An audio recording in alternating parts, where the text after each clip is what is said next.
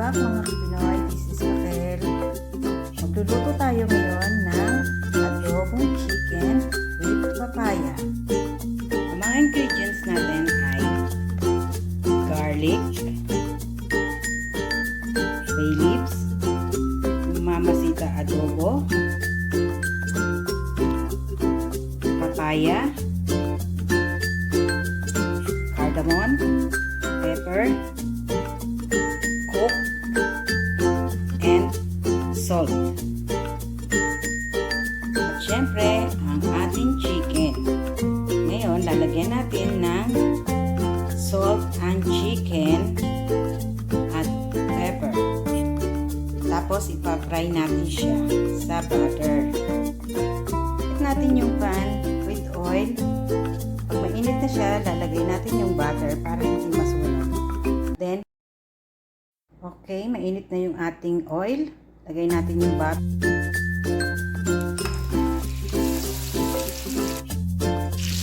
Melt natin yung butter. Lagay natin yung chicken. Wait natin siya maging golden brown. Turn na natin siya. Lagay natin siya maluto.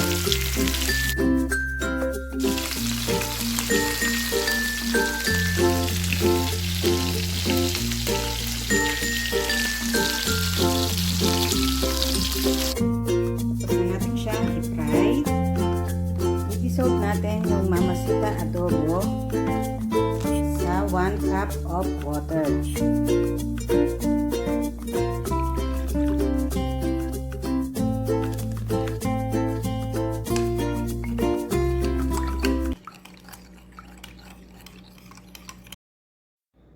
Dito sa pot, ilagay natin yung dissolved na adobo.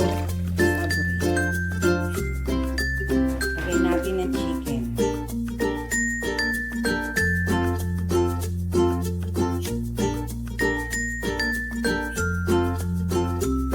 Ano siya? Lagyan natin ang garlic. Lagyan natin yung cardamom, pepper, at cloves.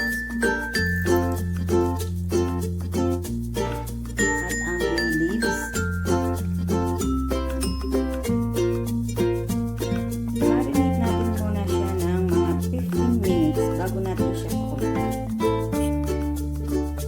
Pagkakulo, hindi na pwedeng i-prito kasi na-fry na siya. Lagyan natin ng Coke.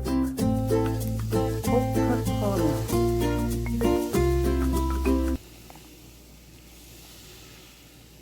Ang benefits ng Coca-Cola ay para mag-tenderize ang ating chicken meat. At saka meron siyang sugar para hindi na tayo gagamit ng sugar sa adobo natin.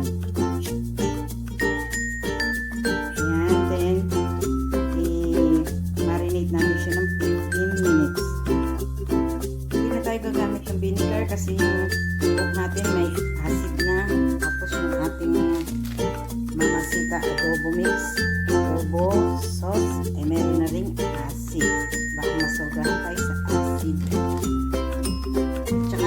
Half lang po yung ginamit ko nito. At half din ng Coca-Cola. Yung iba, ininim ko na. After 15 minutes, boil na natin siya. Hintayin po natin siyang pulo. Takpan natin.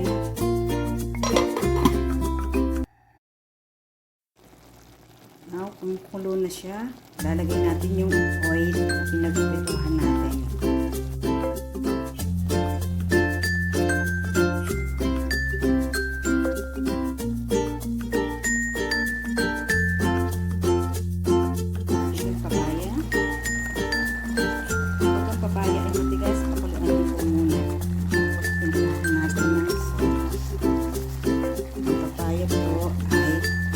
Constipation, for tenderizing the meat.